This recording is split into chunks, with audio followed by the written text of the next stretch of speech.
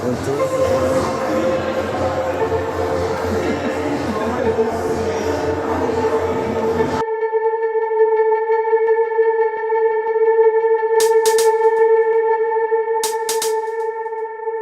Morra.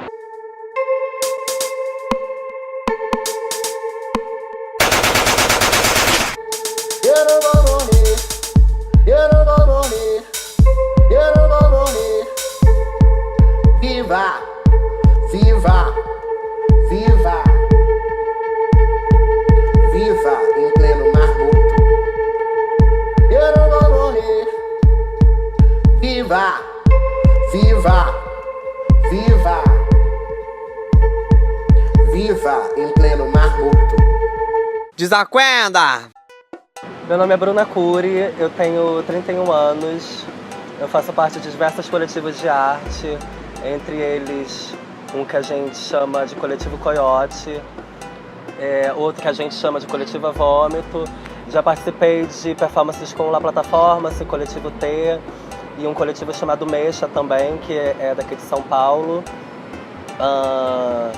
Nasci no Rio de Janeiro, mas não sou de lugar nenhum. Passei 7 anos viajando nômade com o Coletivo Coiote, trampando com fanzine e pegando carona e passando por ocupações, por lugares onde aceitavam essa troca que a gente tem com essas produções que a gente faz. E morei um tempo em Recife também e agora estou há 2 anos em São Paulo. Comecei pintando e escrevendo quando eu era criança.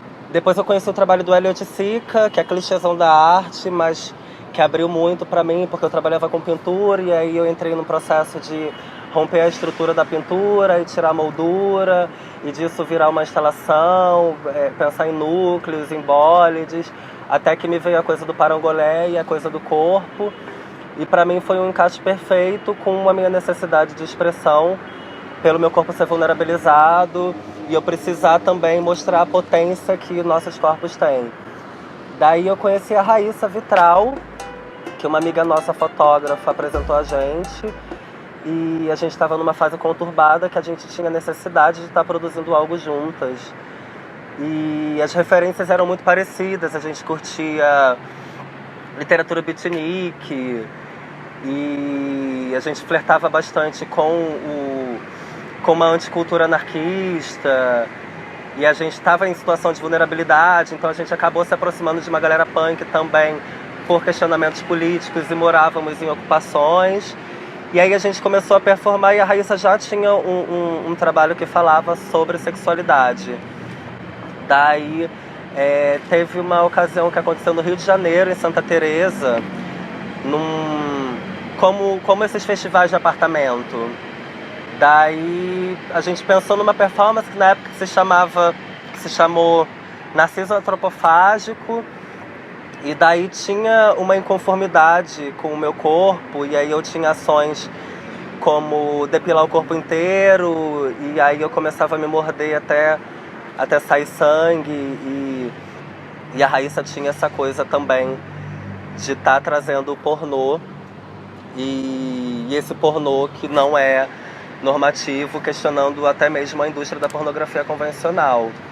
Daí o Coletivo Coiote já existia, que antes era um coletivo de uma pessoa só, que era eu, porque sempre questionei a questão dos direitos autorais e tinha uma dificuldade de estar me colocando à frente dessas produções que eu fazia, por achar que eram só vômitos que eu precisava colocar para fora.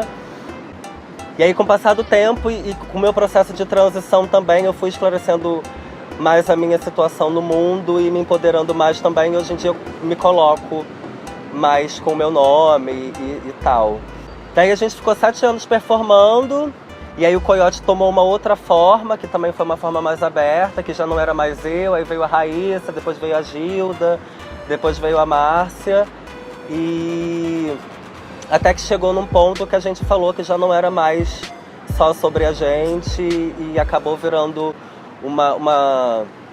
um devir coiote. A gente fala que tem coiotes espalhados por todos os lugares e que talvez a gente não conheça e que estão fazendo coiotagens por aí e tal. A minha prática artística, ela tá mais voltada para a questão da performance, mas eu também Gosto muito de escrever, desenvolvo escritos que às vezes transformo em fanzines. Estou com um projeto também com a Suia Mandu, que trabalha com pós-pornografia aqui em São Paulo também. Que a gente está montando um livro com alguns escritos nossos.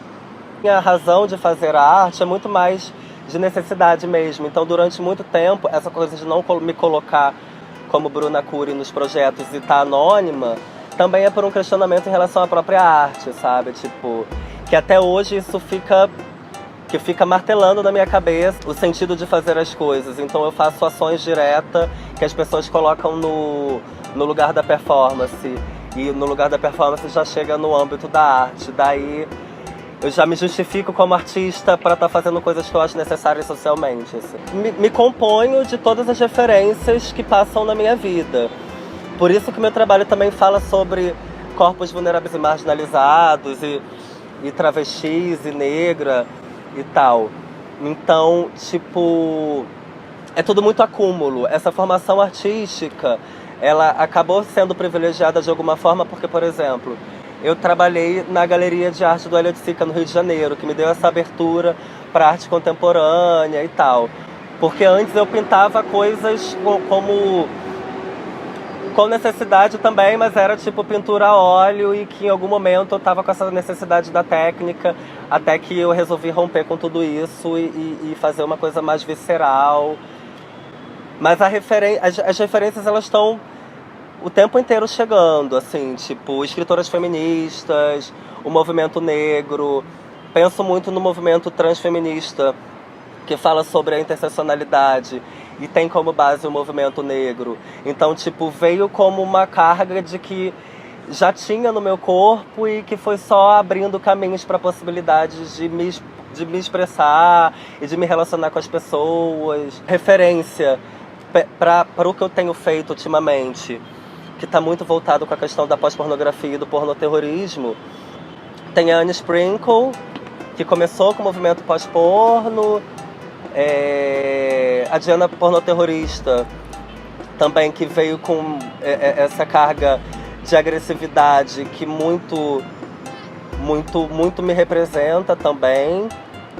Tenho gostado muito de ler Sayaka Valência, que fala sobre a questão do corpo fronteiriço e dessa ruptura da fronteira e da questão do narcotráfico e do capital. E fala sobre... E tem um livro chamado Capitalismo Gore, que também, para mim, acabou conversando bastante com a questão de um escritor africano, que agora eu também não vou lembrar o nome, mas que fala sobre necropolítica e do quanto os nossos corpos estão susceptíveis a esse tipo de capital que vem de cima e do Estado, e o quanto isso boicota as nossas vidas. E as performances que eu faço são sobre isso, são maneiras de tentar aliviar e burlar esses boicotes que são diários e o tempo inteiro.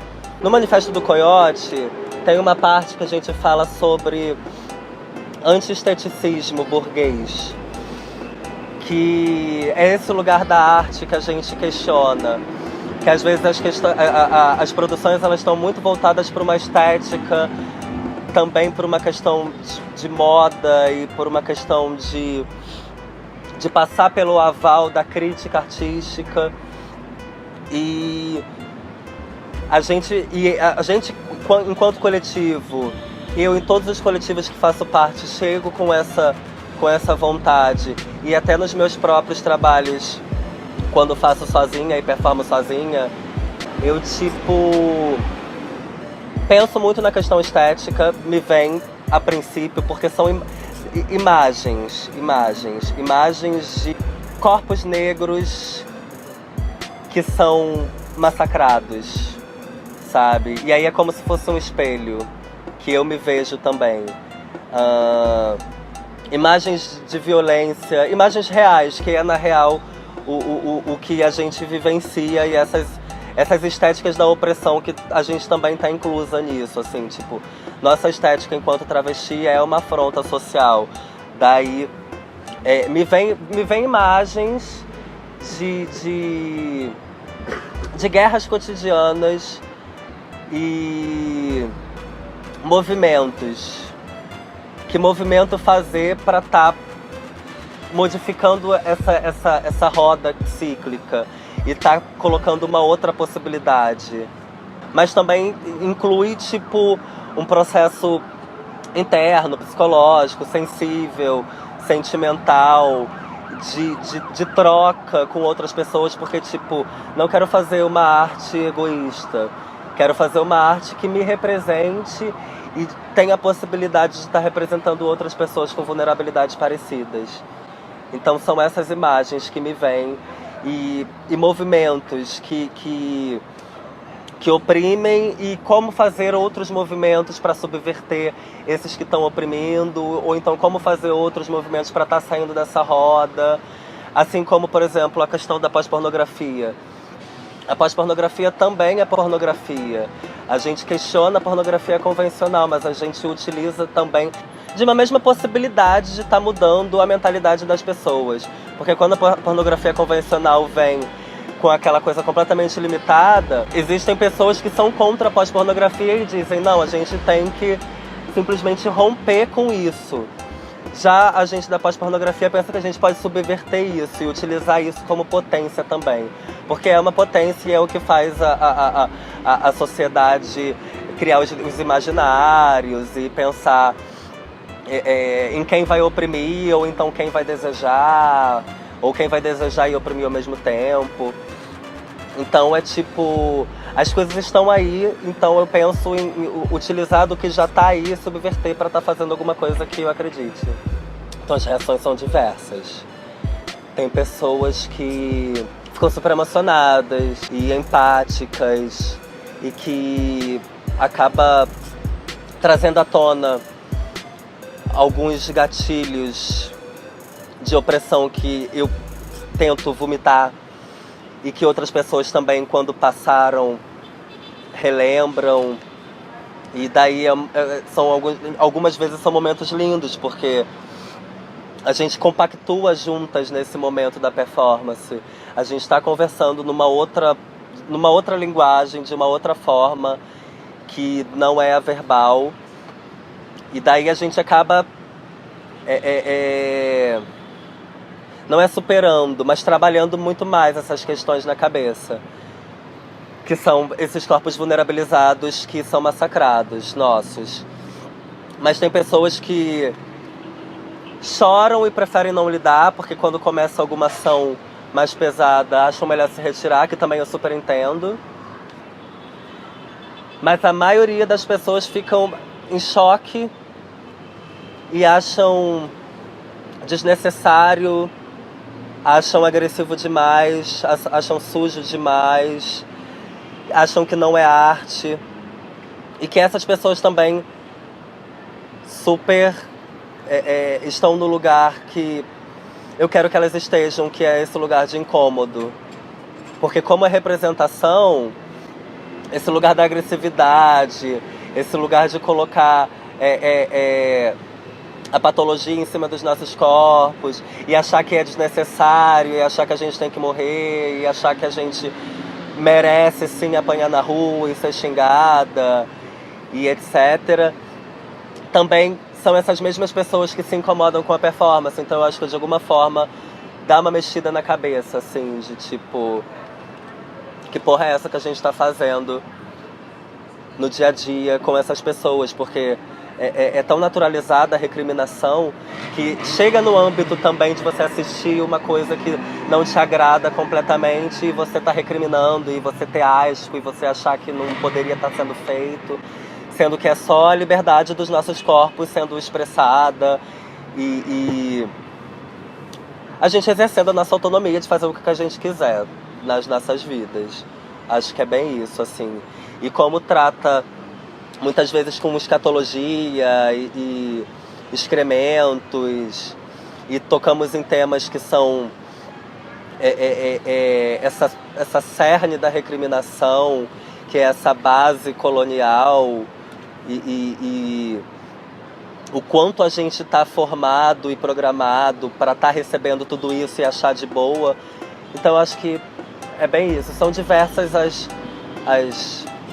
reações. Algumas vezes tiveram pessoas que reagiram violentamente, atirando coisas, assim como também já tem grupos extremistas fascistas que já divulgaram fotos na internet e de repente conseguiram encontrar dados do Coletivo Coiote, dados meus, e jogaram na internet para perseguição, para falar pra gente que se encontrarem a gente na rua vão matar a gente. Então é nesse nível, assim, tipo... As reações são diversas. A igreja pira, a família nuclear pira. E, tipo, esse cavucamento de privilégios também, porque a gente chega num ponto que até pessoas homossexuais, brancas, privilegiadas, também piram e recriminam. E é sobre isso que eu falo no trabalho, que é a questão do quanto a gente ainda precisa interseccionalizar e falar o quanto essas opressões estão se cruzando e as pessoas não estão entendendo nada e entrando nesse buraco de opressão. Acompanho o trabalho das minhas amigas e dos meus amigos, muitas pessoas trans, e gosto muito do trabalho do Caio Jade, gosto muito do trabalho do Lu Hiroshi, da Laconga, gosto muito do trabalho da Aventura Profana. E acho que de alguma forma nossos trabalhos todos acabam se conversando. E tem sido um movimento muito massa que tem rolado, porque a gente tem se aproximado de pessoas que são nossas manas e que os trampos conversam. E como o meu trabalho em performance com a arte fala sobre essa questão de descolonizar e desse lugar de estar questionando, inclusive a própria arte, essa junção dessa potência trans junta tem sido maravilhoso, porque tem chegado num sentido real de fortalecimento no dia a dia, de afetuosidade e da gente estar se entendendo mais enquanto artistas, enquanto pessoas trans e nossos lugares dentro desses espaços artísticos que são completamente brancos e cis e héteros e opressores. Gosto muito do trabalho da Renata Carvalho, que tem também essa luta contra o transfake e, tipo, muito me representa e acho dignidade quando ela fala para artistas cis pararem de interpretar pessoas trans durante pelo menos 30 anos para ter essa retomada de lugar que é de nosso por direito. E as pessoas se assustam muito quando fala sobre proibir pessoas de fazerem papel de pessoas trans no teatro, no cinema, enfim. Mas até pouco tempo atrás era completamente naturalizado que homens interpretassem mulheres por uma questão completamente machista. Então, acho que ainda há de chegar esse momento de esclarecimento das pessoas de que é um lugar que também precisa ser ocupado, porque a vulnerabilidade é muito grande e não existem lugares onde a gente possa fazer absolutamente nada que não seja estar nessa marginalidade. Eu gosto muito de pessoas que pensam no empoderamento na própria marginalidade, dessa autonomia, de repente até numa questão de gueto, de estarmos nos fortalecendo e não estarmos precisando do Estado e das instituições. Mas também acho que tem pessoas que querem estar inseridas nessas instituições e não podem estar inseridas nessas instituições por conta da sexualidade compulsória que está dominando todo o mercado. Então tem que se abrir em todos os lugares, sabe? Não só na arte, mas no mercado de trabalho no geral. Mas também entendo super pessoas que se colocam contra o trabalho e estão nessa procura por autonomia. Mas é exatamente essa questão que também me pega para interseccionalizar. Eu acho que também não dá para colocar numa caixinha o que é performance. E acho que são expressões viscerais. Pode ter uma conexão com o teatro, mas eu acho que fala muito mais sobre quando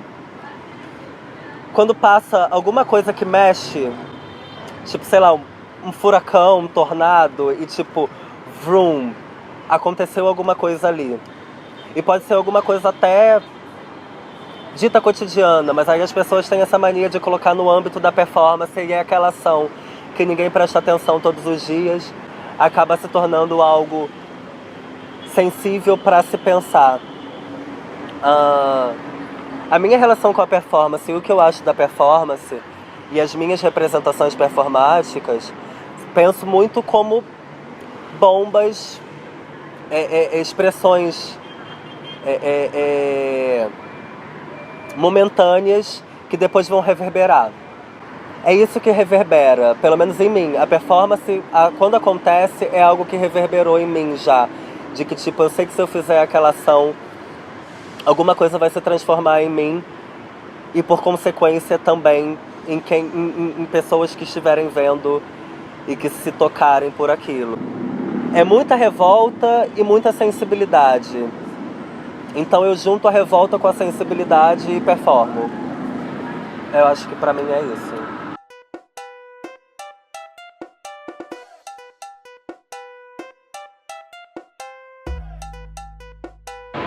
Queremos que o cis heteropatriarcado morra.